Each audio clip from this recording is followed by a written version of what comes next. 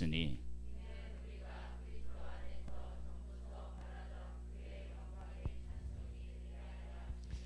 아멘. 할렐루야. 이 시간 우리 한 해를 돌아보면서 하나님께 감사하고 또 내가 하나님 앞에서 바르지 못한 것들은 하나님 앞에 이렇게 내놓고 이렇게 우리 합심해서 기도하고, 내년에는 여기 보면은 일어나라 빛을 발하라 이는 네 빛이 이르렀고 여호와의 영광이 네 위에 임하였음이니라. 내년 말씀이 있는데 내년도 말씀입니다. 저 말씀처럼 우리 일어나서 정말로 혼란스럽고 절망적인 그런 삶을 살아가는 사람들에게 소망의 빛이 되게 해달라고 우리 함께 기도하는 시간을 갖겠습니다. 하나님 아버지, 감사합니다. 한 해 동안 여러 가지 어려운 일들이 있었는데 그 가운데서 우리를 지켜주시고 함께하여 주시고 이끌어 주신 하나님 아버지를 찬양하며 찬미합니다. 하나님의 은혜가 아니었으면 어떻게 우리가 이런 은혜를 입고 살아갈 수 있었겠습니까? 하나님의 은혜입니다. 아버지 하나님, 오직 의인은 믿음으로 말미암아 살리라 라는 말씀을 가지고 우리가 한 해를 지내왔는데, 우리의 믿음은 하나님의 것이고 우리가 하나님을 믿는 그 모든 과정이 다 하나님의 은혜였고 우리는 하나님을 향하여 나아가는 존재임을 고백합니다. 올 한 해가 그렇게 하나님 아버지께서 우리를 이끌어 주신 줄 알고 고백합니다. 그 귀한 은혜를 베풀어 주신 하나님을 찬양합니다. 그러함에도 불구하고 우리의 삶에 하나님에게 집중하지 못하고 우리의 마음과 생각이 다른 곳에 빼앗기고 마땅히 해야 될 일들을 게을리한 우리들, 기도도 게을리했고 말씀 보는 일들도 게을리했고 전도하는 일도 게을리했으며 사람을 찾아가 섬기는 일도 게을렀습니다. 하나님 아버지, 우리의 마음을 새롭게 하여 주셔서 2022년에는 일어나라 빛을 발하라 이는 네 빛이 이르렀고 여호와의 영광이 네 위에 임하였음이니라 라고 하는 하나님의 말씀을 품고 한 해를 살며 정말로 일어나 빛을 발하는 하나님의 사람으로 승리하고 복된 삶을 살아내기를 원하오니 하나님, 우리의 심령들마다 은혜 위에 은혜를 더하여 주시며 하나님의 역사로 함께해 주시옵소서. 오늘 우리 모든 성도들 한 사람 한 사람을 만나 주시고 하루를, 한 해를 돌아본 은혜에 감사하고 내년에 대한 또 다른 새로운 소망을 품고 하나님께 감사하며 하나님께 더 나아가는 자들로 삼아 주시옵소서. 감사함을 드립니다. 영광 받아 주옵소서. 예수님의 이름으로 기도드립니다. 아멘.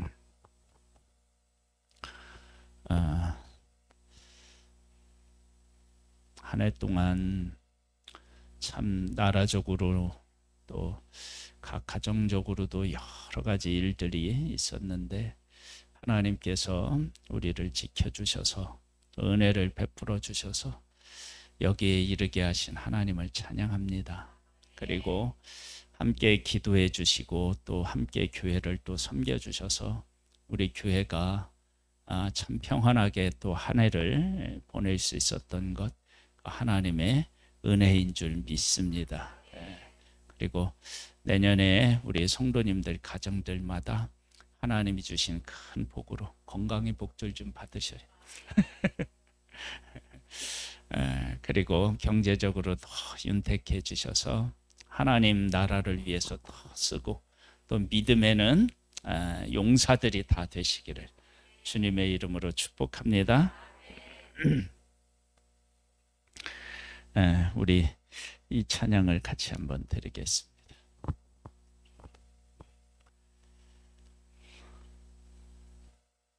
(301장) 거기 써놨는데.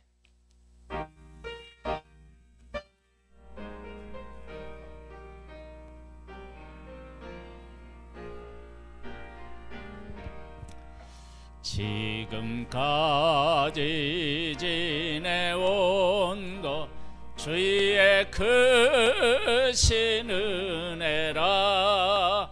한이 없는 주의 사랑 어찌 이루 말하랴. 자나깨나 주의 손이 항상 살펴주시고 모든 일을 주 안에서 형통하게 하시네.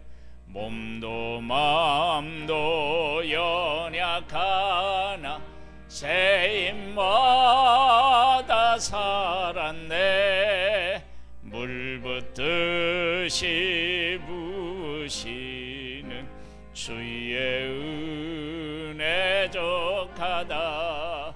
사랑 없는 거리에나 험한 산길에 맬 때 주의 손을 굳게 잡고 찬송하며 가리라. 주님 다시 배울 날이 날로 날로 다가와. 무거운 짐 주께 맡겨 벗을 날도 멀잖네. 나를 위해 예비하신 고향 집에 돌아가 아버지의 품 안에서 영원토록 살리라. 할렐루야. 이거 먼저 하고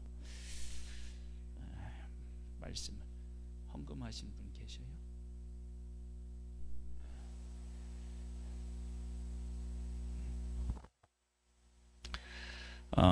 내년도 우리 교회 말씀을 이사야서 60장 1절 말씀으로 했어요.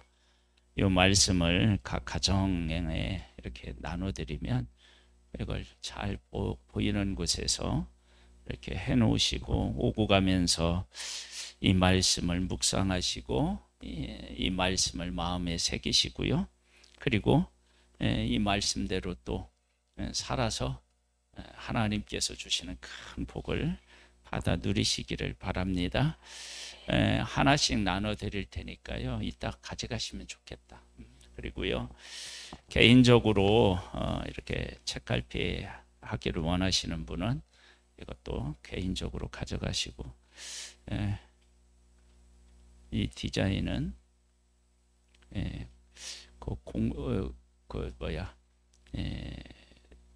이게 뭐죠? 켈리는 우리 사모님이 썼고 또 여기 디자인은 딸들이 했나 봐요. 저는 관여 안 했습니다. 작품입니다. 작품. 그렇게 여러분들이 말씀을 꼭 마음에 새길 수 있게 되기를 바랍니다. 우리 한번 말씀을 나누겠습니다. 로마서 이 말씀이 올해 말씀입니다.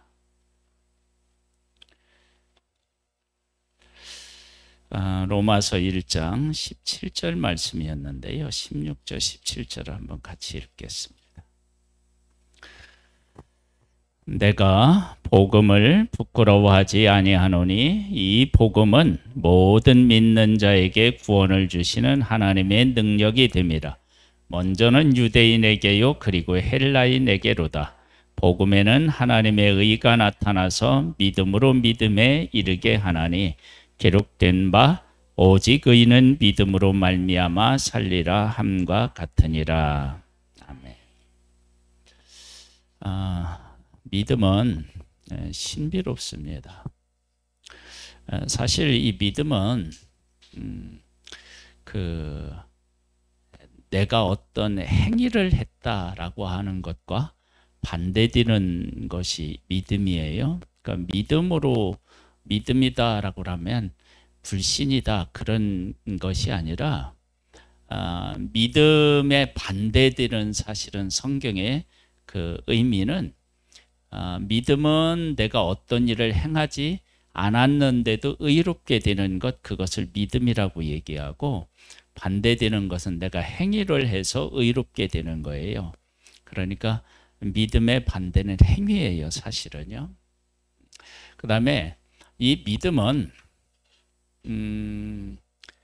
내가 이렇게 확실히 믿는다, 내가 의심 없이 믿는다, 그런 믿음도 중요하지만 실제적으로 믿음에 있어서 더 중요한 것은요, 내가 믿는 대상이나 내가 믿는 것이 무엇이냐가 정말 더 중요합니다. 내 확신보다 그 믿음의 대상이 훨씬 더 중요합니다. 이게 무슨 말씀이냐 하면, 내가 그 사람을 별것도 아닌 사람으로 여겼는데 그 사람은 나중에 알고 보니까 대단한 사람이었다. 그러면 그 대단한 사람의 혜택을 내가 보는 거예요. 그러니까 믿음은 내가 얼마나 힘을 다해서 믿었느냐보다 더 중요한 건 내가 믿는 대상이 어떤 존재이냐가 더 중요한 거예요. 우리는 누구를 믿어요?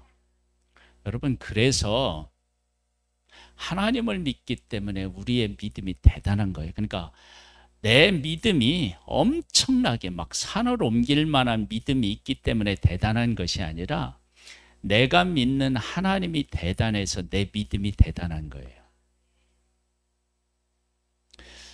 성경에서는 믿음으로 믿음에 이르게 된다 그랬는데, 그럼 이 믿음이라는 게 도대체 무엇인가? 그리고 그 이전에 바울은 유대인이었는데 유대인들에게 있어서 믿음의 대상이었던 예수 그리스도에 대한 유대인들의 생각은 어떠했느냐. 여기 16절에 보면 이런 말이 있어요. 이런 말은 살짝만 이렇게 바꾸어서 생각해 보면 여기에 어떤 내용이 담겨져 있을 것이다 라고 하는 것을 짐작해 볼 수 있어요. 뭐라고 얘기하느냐면, 내가 복음을 부끄러워하지 아니하노니, 내가 복음을 부끄러워하지 않는다라고 얘기하는 것은 누군가는 복음에 대해서 부끄럽게 생각하고 복음이 별 볼 일 없는 것으로 생각하는 사람이 있다라고 하는 것을 전제로 하는 거예요. 복음을 부끄러워하지 않는다라고 하는 이 바울의 그 말 속에 한번 유대인들을 한번 생각해 보겠습니다. 유대인들은 하나님을 섬겼잖아요. 그 하나님을 섬기는 일들을 얼마나 열정적으로 했느냐 그러면, 예수님이 하나님을 모독한다는 이유로 어떻게 해요? 십자가에 못 박았어요. 그리고 이 예수를 따르는 사람들을 핍박하고 죽이고 했다고요. 그런 열심을 가지고 있었어요. 그러니까 예수님을 믿고 예수님을 따른다라고 하는 것은 유대인 입장에서 보면 뭐예요? 사실 부끄러운 거예요. 얼마나 하나님에 대해서 제대로 모르고 하나님의 율법에 대해서 제대로 모르면 저렇게 헛된 것에 그 마음을 빼앗겨서 그쪽을 따라가겠느냐, 그런 생각들이 유대인들에게 있었다고요. 그래서 예수님을 죽이고도 그들은 예수 믿는 사람을 그냥 놔둘 수가 없어서 그들도 어떻게 해요? 예수님처럼 죽였다고요. 근데 바울이 이렇게 복음을 깨닫고 나니까 그게 아닌 거예요. 복음이 진짜인 거예요. 이런 변화가 바울에게 생긴 거예요. 지금 우리들에게도요, 복음에 대한 가치를 사람들 앞에서 내가 막 당당하게 이야기한다. 이러지 못할 수도 있거든요.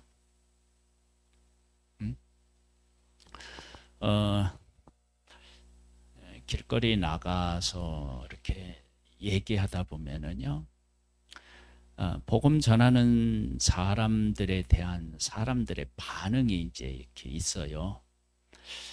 그때 참 이렇게 막 뭐라 그럴까, 얕잡아 보기도 하고요, 경멸하기도 하고요, 뭐 이런 것들이 있어요.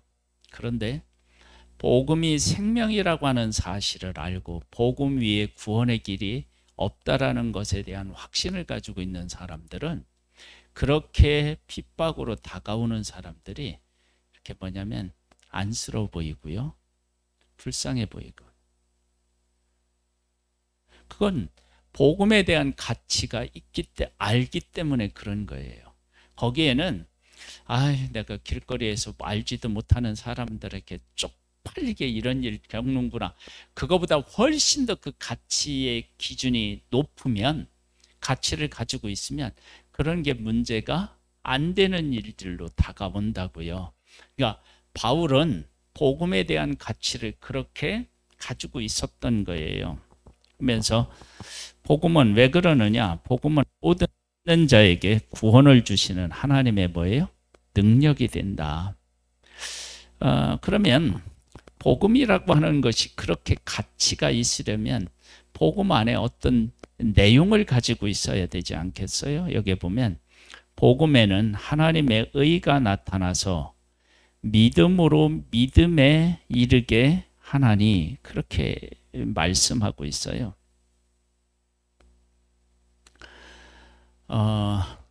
믿음에 있어서 내가 확신하는 것보다 더 중요한 것이 믿는 것에 대한 대상이 더 중요하다고 그랬어요. 대상. 제가 우리 그 양승원 목사님 예화를 제가 지난번에도 제가 들었는데, 그 양 목사님이, 그 사모님이 눈이 이렇게 안 좋아서 이렇게 목사님이 이렇게 안약을 넣어주고 그랬대요.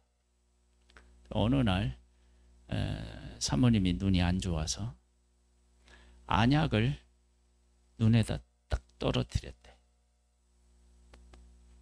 근데 사모님이 누워있다가 이만큼 뛰더래요. 펄쩍 뛰더래요. 그 순간 그 양 목사님이 진짜 큰일 났다 이거. 왜 그러냐면 목사님이 무좀이 심해서 아는 분을 통해서 무좀약 원액을 구했대요. 그걸 이렇게 놓은 거예요. 이렇게 담아 놓은 건데, 그걸, 그 원액을 눈에다 떨어뜨렸으니,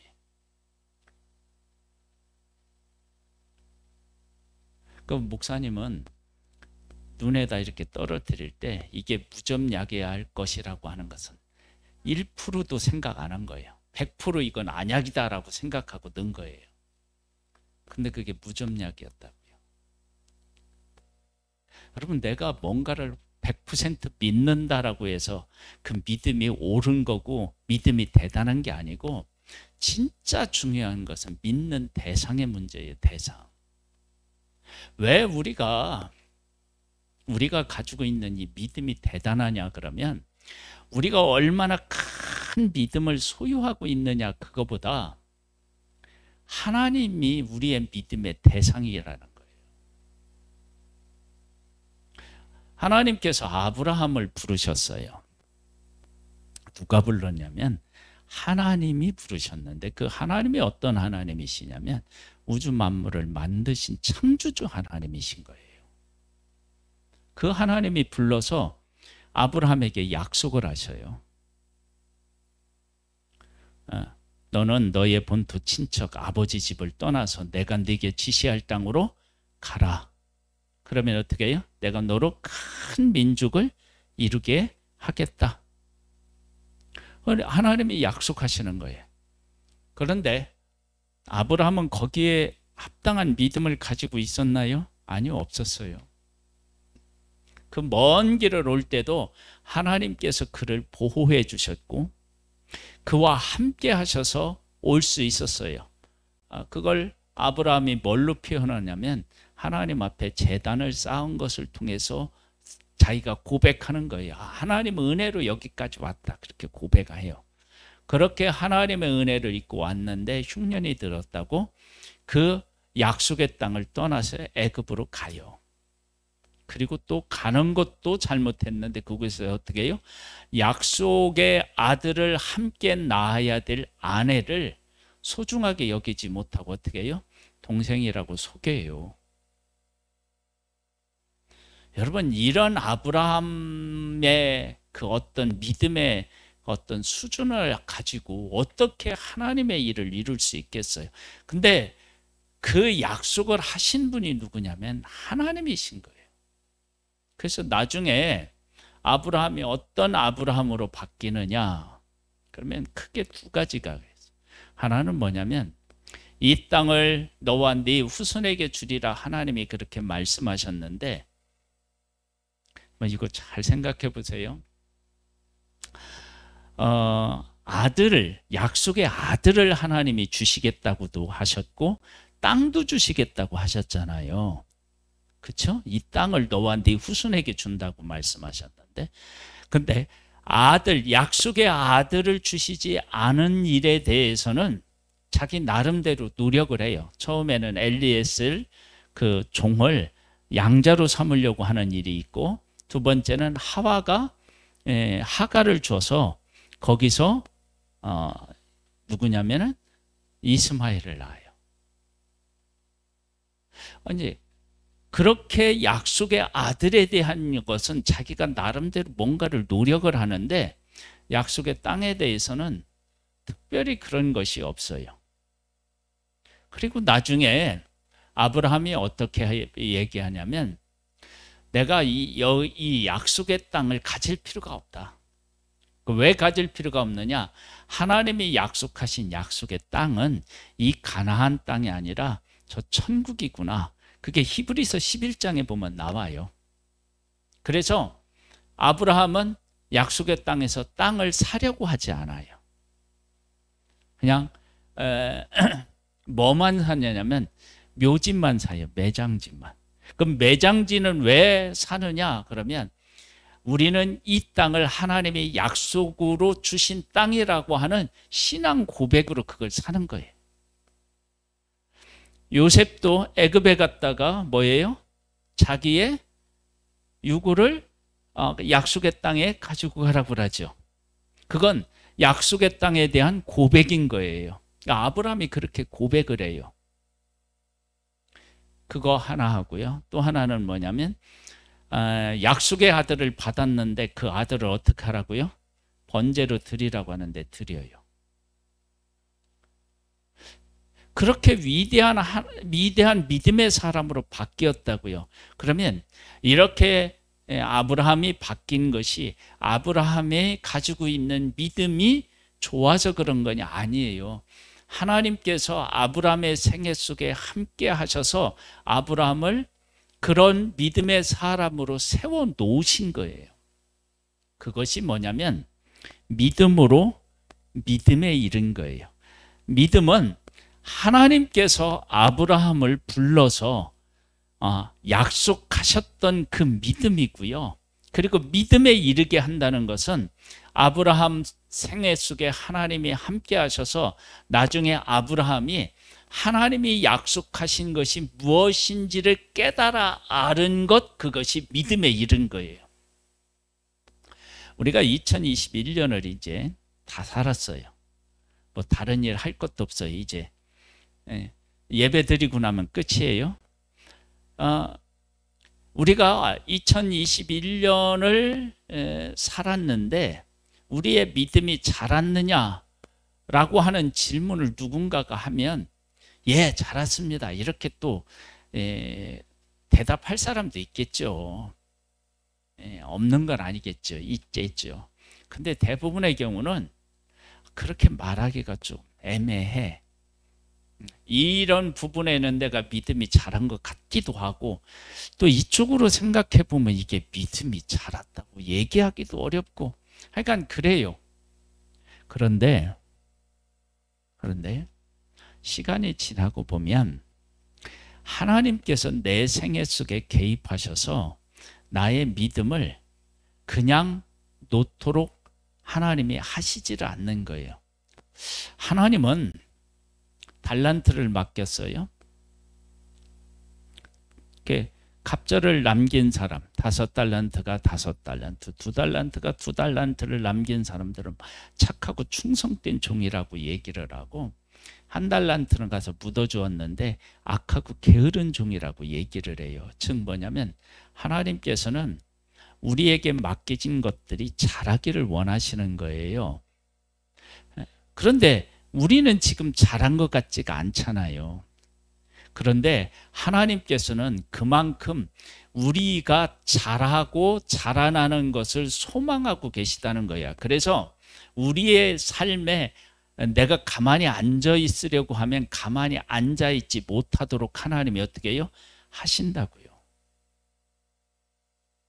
반드시 그렇게 하셔요. 지금 내가 하나님을 향하여 아무 일도 하지 않고 있는데 하나님도 아무것도 안 하고 있는 것처럼 느껴질 때도 있을 수 있어요. 그러나 그때는 어떤 때냐면, 그래, 네가 한번 네 마음대로 한번 살아봐라.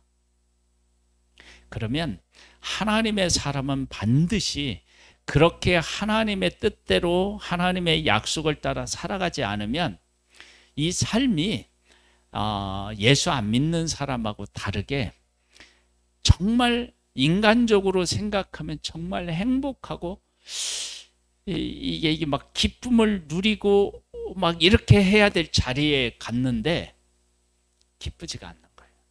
행복하지가 않는 거예요. 다른 사람들은 막 그 자리를 정말 즐거워하는데 나는 하나도 안 즐거운 쪽으로 자꾸 가. 그럼 왜 그러느냐면 너 그쪽으로 가야 소용없어. 하나님께서 내 생애 속에 개입하셔서 진짜가 무엇인지를 깨달아 아는 쪽으로 어떻게 해요? 이끌기 위해서 세상에 대한 게 재미가 없게 만드는 거예요. 하나님 그런 일 하신다니까요. 올 한 해요. 내가 아무것도 안 하고 있잖아요. 그리고 막 하나님에 대해서 관심도 있고 떠나 있다. 그러면 조금 더 하십시오.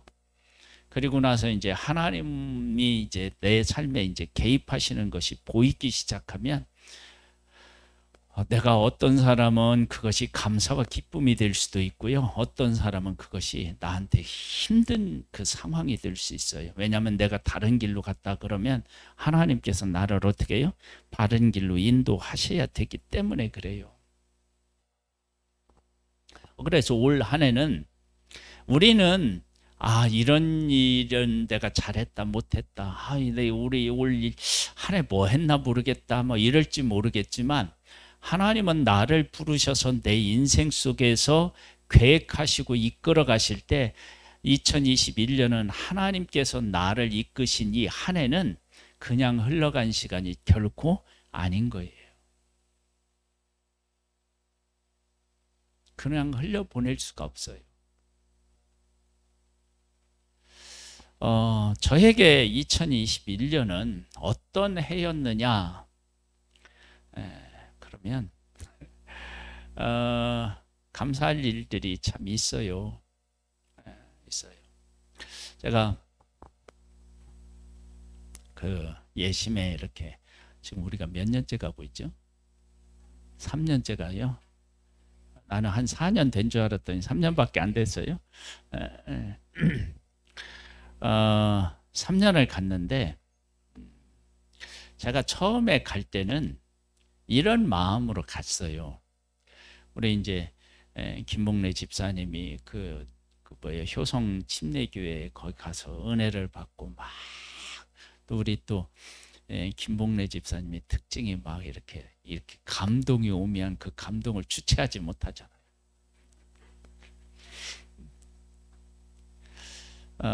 그래서 이제 예심을 알게 되었는데 아이 뭐 우리 집사님이 막 전도 막 해야 된다고 하는데 목사가 앞을 가로막을 수는 없잖아요.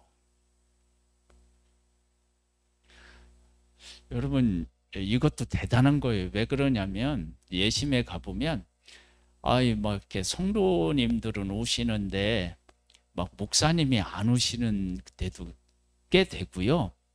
사모님이 오시는데 목사님 안 나오시는 때도 꽤 돼요. 그래서 거기 오시는 사모님들의 기도 1순위가 뭐냐면 우리 목사님 예심하게 해주세요 그랬다고요. 근데 저는 얼마나 은혜가 넘치는지 같이 갔다고요.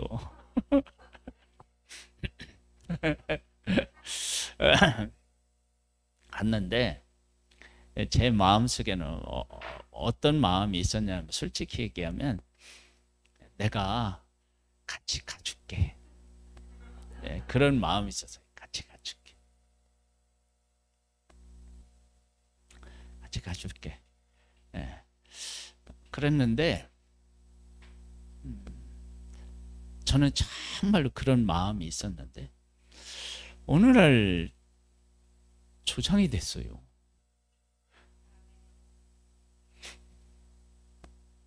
난 진짜 조장되고 싶은 말이 이만큼도 없어요. 조장을 되니까 예심에 한 발자국 더 가게 되었어요. 더 가까이 예심이라는 곳 가면서 안 보이던 것들이 조금씩 보이고 못 느끼던 것들을 조금씩 느끼는 거예요.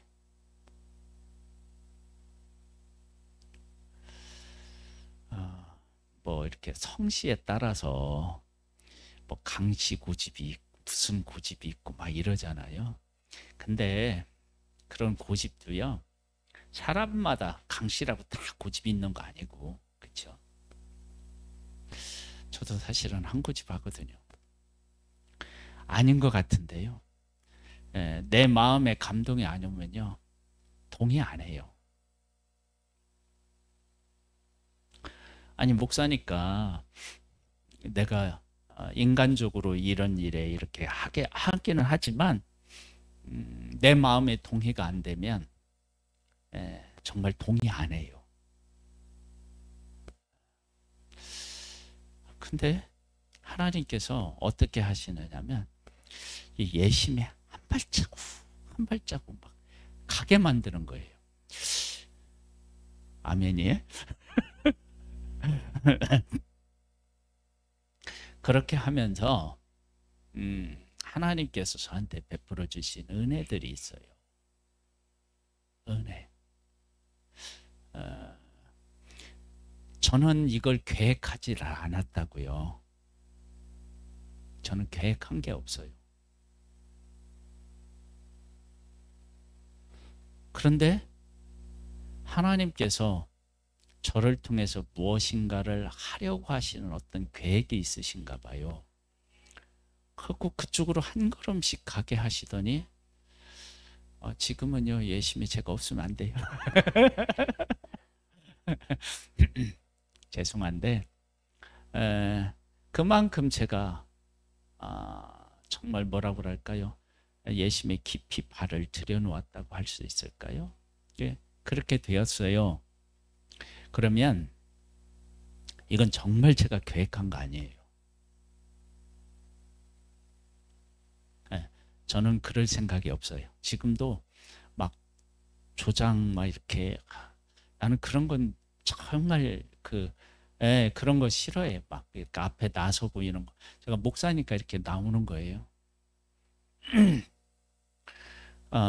그래서 그런 거 싫은데 하나님이 그렇게 하셨어요.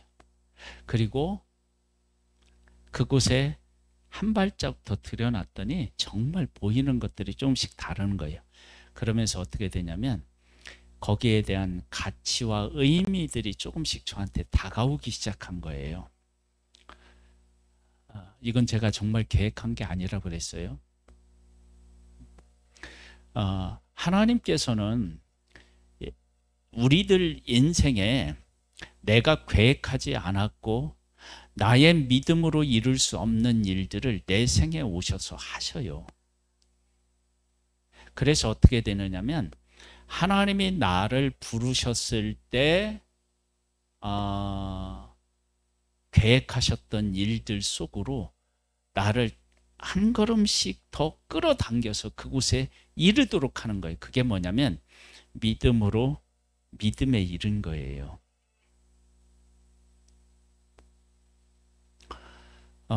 하나님께서는 우리 성도님 한 분 한 분에게 그런 계획들을 가지고 계셔요.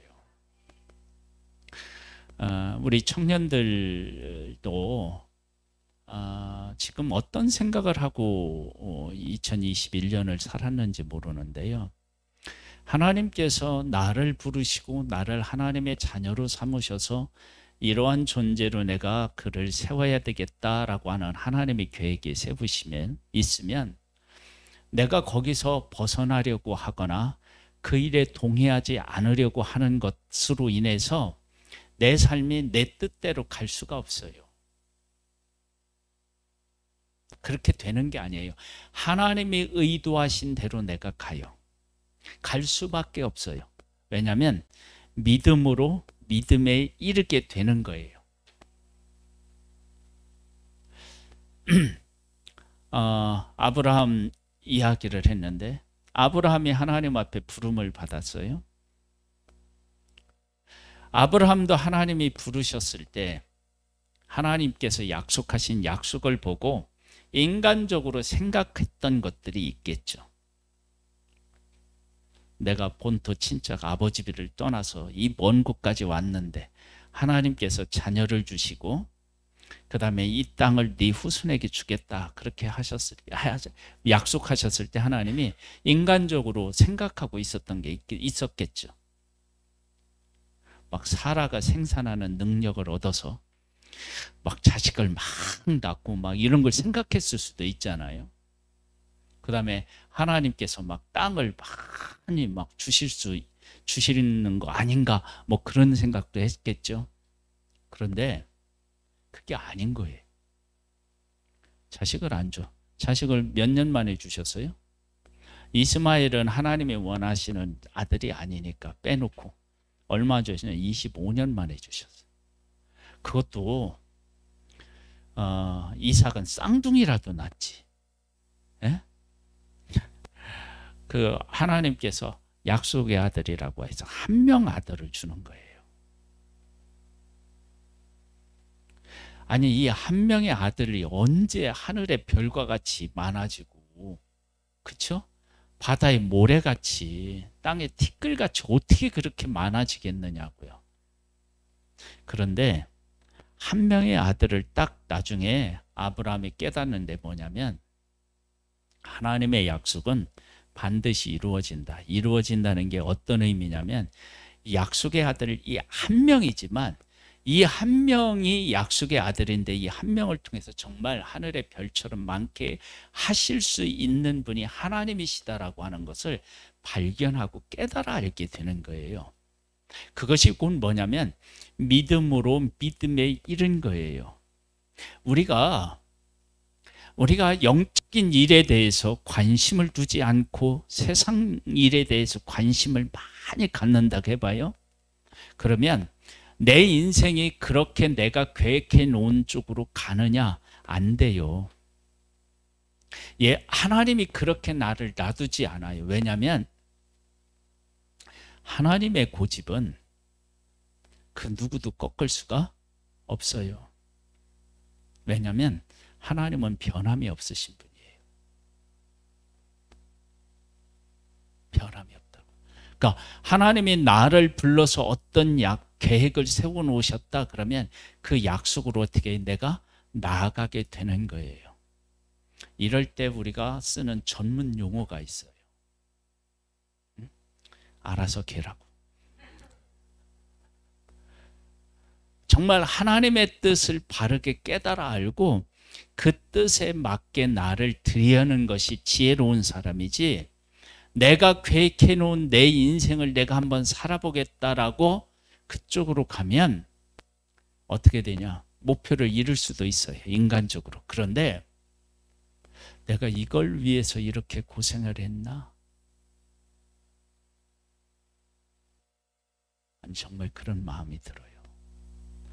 전도서를 보면 하나님께서 한 사람 한 사람의 인생 속에 그 사람이 누리는 복을 하나님이 허락하셔요. 복을. 제가 우리 부모님이 우리 교회에 오시고 난 후로 우리 부모님 얘기를 할 수가 없더라고요. 언제 안 오나 그랬어.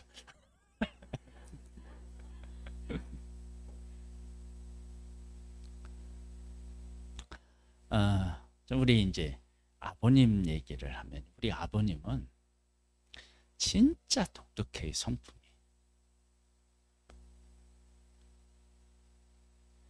그러니까 뭐냐면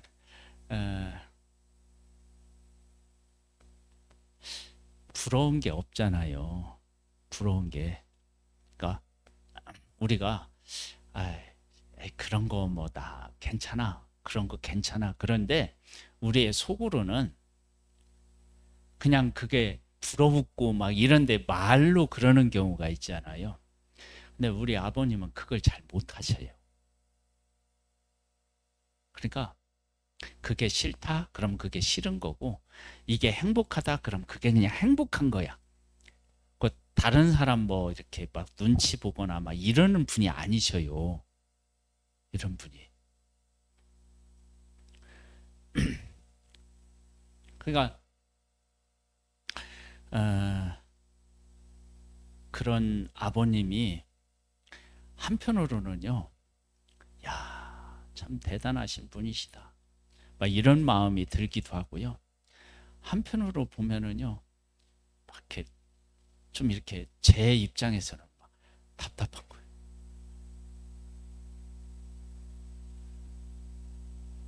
제가 없는 돈 있는 돈 다 해가지고요, 우리 어머님 이렇게 이제 그 전동 휠체어라고 해야 되나, 지금 이 뒤에서 지금 썩고 있어. 싫대. 아버님도 싫고 어머님도 싫고.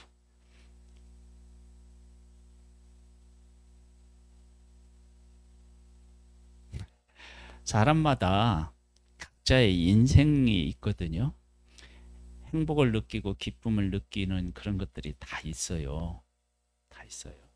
하나님이 그 사람에게 주신 인생의 목록이거든요. 하나님이 주신 복이에요, 그 사람에게. 그런데 하나님은 그것만을 우리에게 주시는 게 아니에요. 하나님은 하나님을 믿는 믿음으로, 믿음에 이르는 이 일을 우리 가운데 하신다고요.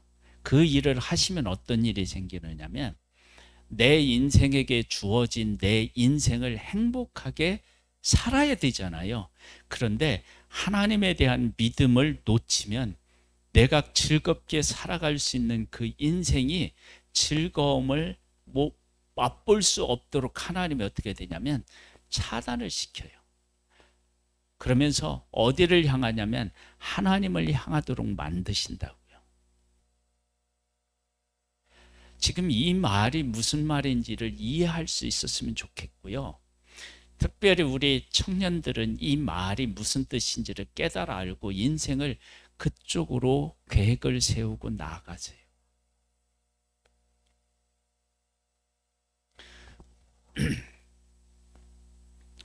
솔로몬이 헛되니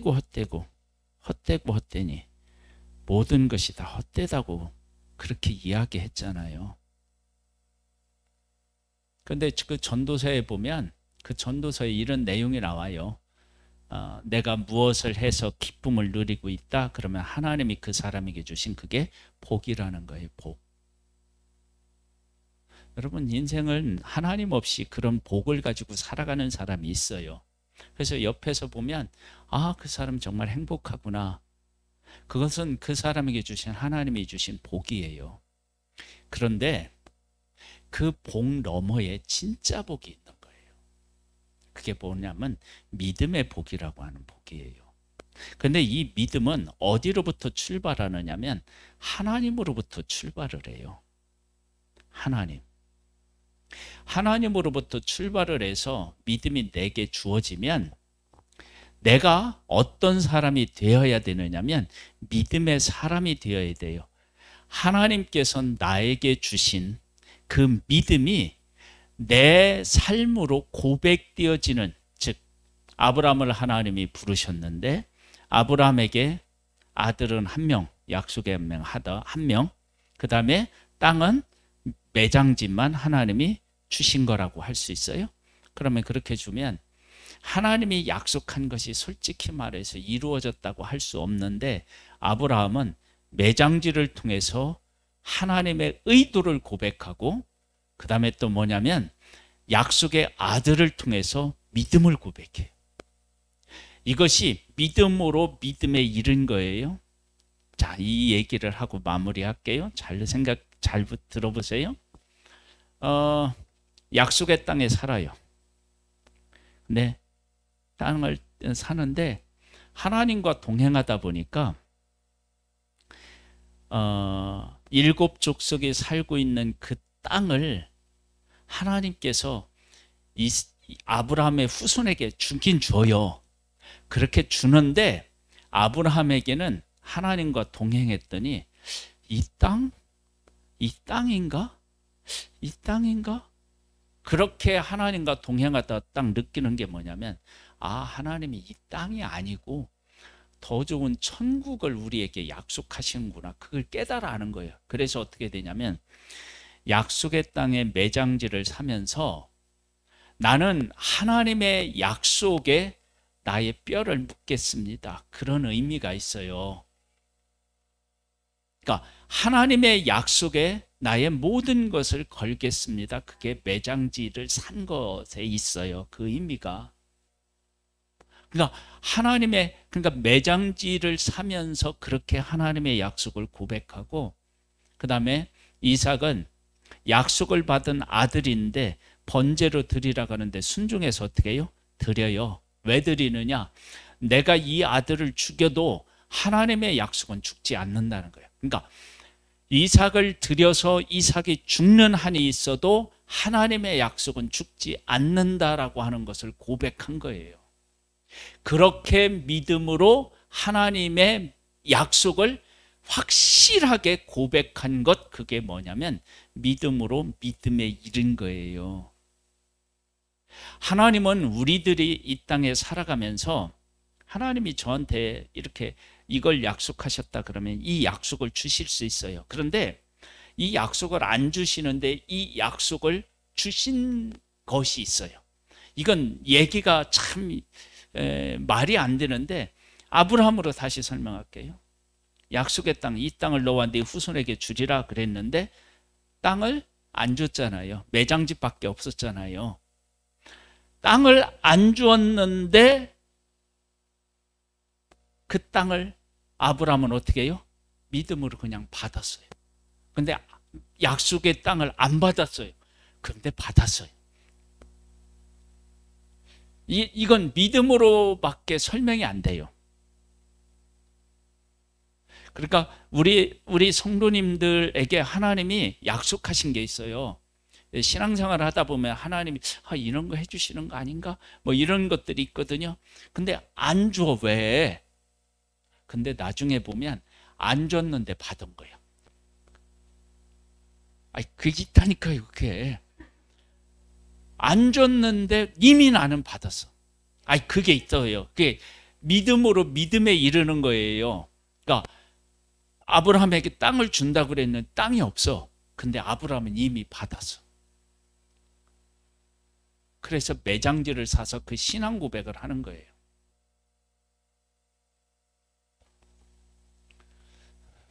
(2022년이) 됐다고요? 딸이 이렇게 뛰어나서 저기 왜 카운트다운 안 했느냐고.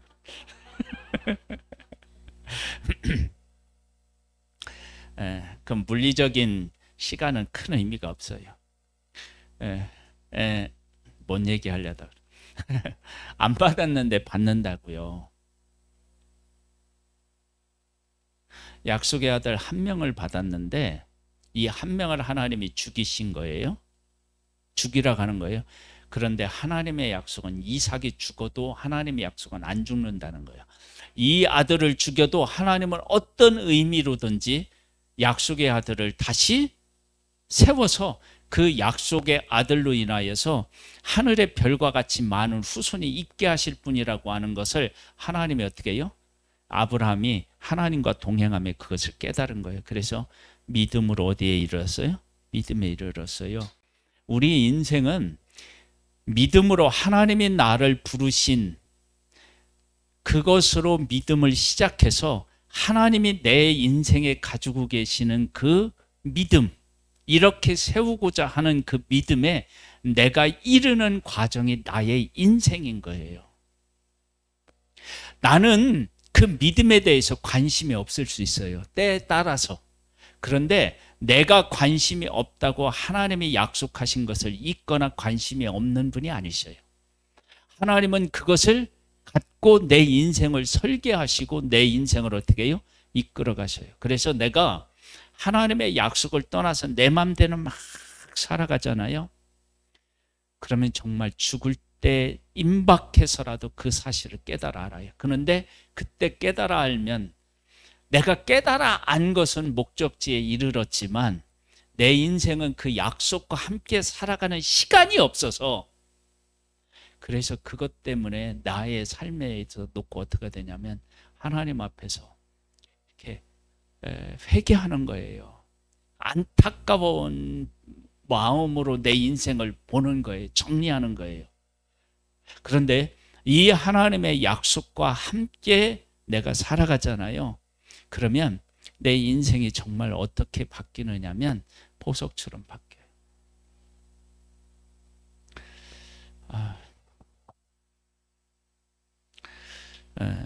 끝낸다고 했는데요. 이 얘기 하나만 할게요.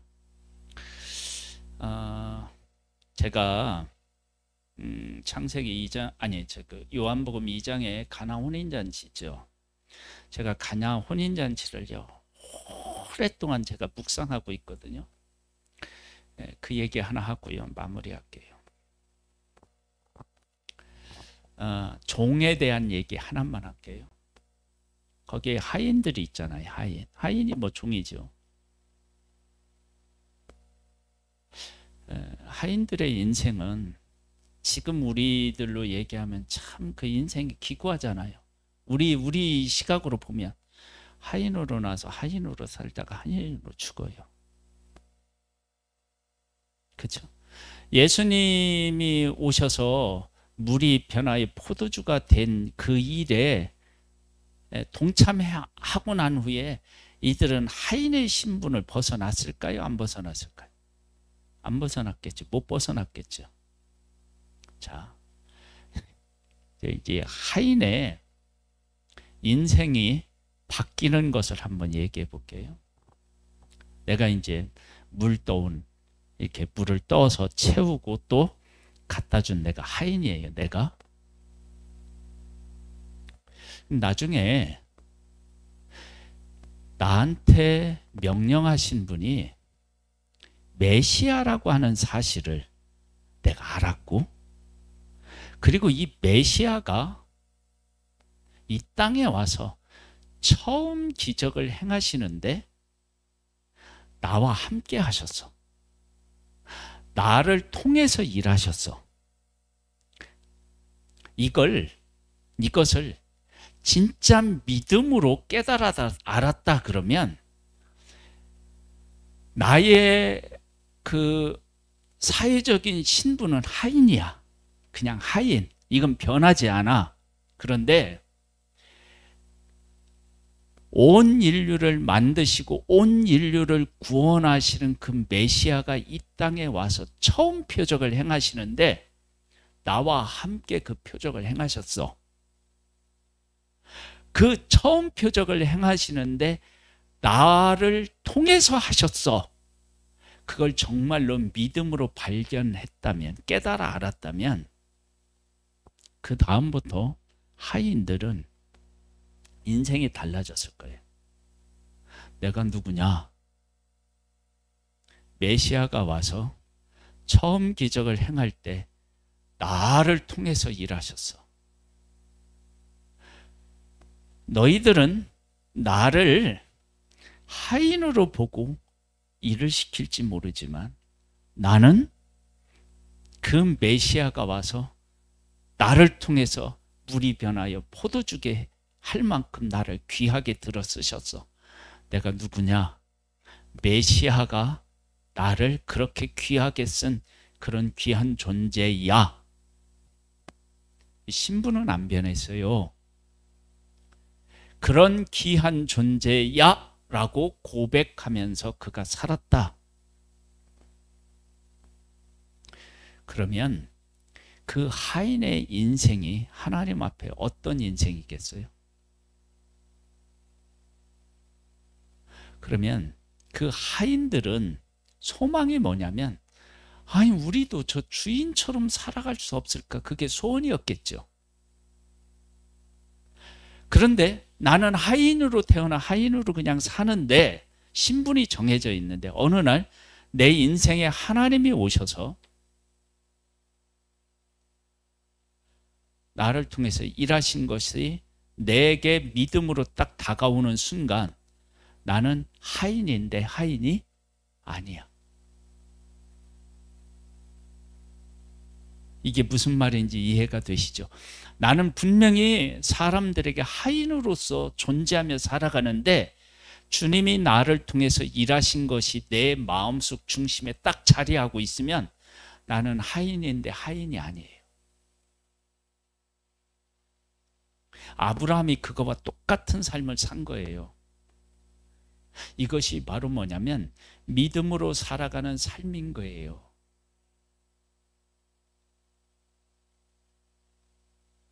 저는 우리 성도님들이 올 한 해가 다 갔지만 믿음에 대해서 얼마나 관심이 있었는지 모르지만요, 하나님은 우리 인생을 믿음으로 믿음에 이르게 하도록 우리를 이끌고 계시다고요. 그래서 내 인생을 완전히 바꾸는 일은 주님이 내 인생에 오셔서 나를 통해서 나와 함께 어떤 일을 하시는지를 깨달아 아는 것이 내 인생을 바꾸는 거예요. 여러분 그걸 깨달아 알으세요. 그러면 내가 지금 하는 일 그냥 똑같이 하지만 그 일은 완전히 다른 일이에요. 믿음의 일이 되는 거예요. 믿음의 일. 그래서 아브라함은 땅을 살 필요가 없었고요. 땅을 살 필요가 없었고, 약속의 아들 이삭을 하나님이 주셨다고 얘기하니까 누구를 내쫓아요? 이스마엘을 내쫓는 거예요.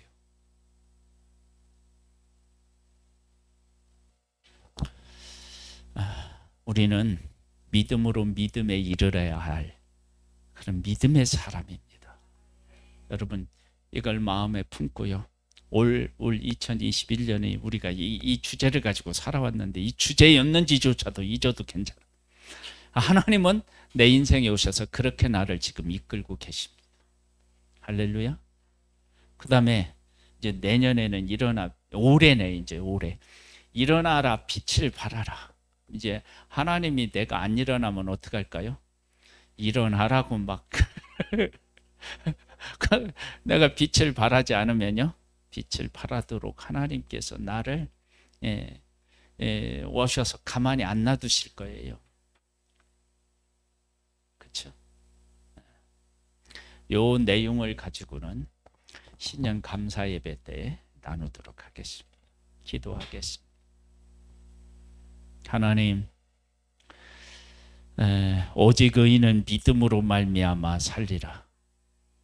이 말씀을 고백합니다. 하나님께서 우리를 믿음으로 시작해서 믿음에 이르게 하는 그런 역사가 내 삶에서 지금 이루어지고 있음을 고백합니다.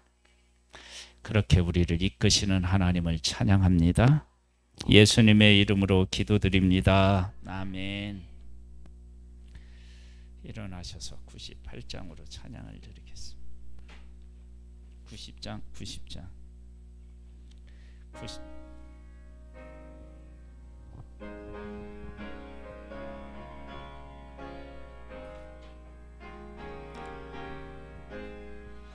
주 예수 내가 알기 전 날 먼저 사랑했네. 그 크신 사랑 나타나 내 영혼 거듭났네. 주 내 맘에 늘 계시고 나 주의 안에 있어 저 포도비유 같으니 참 좋은 나의 친구. 내 친구 되신 예수님 날 구원하시려고 그 귀한 몸을 버리사 내 죄를 대속했네. 나 주님을 늘 믿으며 그 손을 의지하고 내 몸과 마음을 바쳐서 끝까지 충성하리. 내 진실하신 친구여 그 은혜 내려주사 날 항상 보호하시고 내 방패 되옵소서. 그 풍성한 참 사랑을 네 능히 끊을 소냐. 날 구원하신 예수는 참 좋은 나의 친구. 할렐루야. 지금은 우리 주 예수 그리스도의 은혜와 하나님 아버지의 독생자를 보내주신 그 크신 사랑하심과 성령님의 교통하시고 감화하시고 이끄시고 승리케 하시는 은혜가 믿음으로 믿음에 이르게 하시는 하나님의 귀한 은혜를 깨달아 알고 그 가운데 살기를 소망하는 우리 성도들 위해 이제로부터 영원토록 함께 있을지어다. 아멘.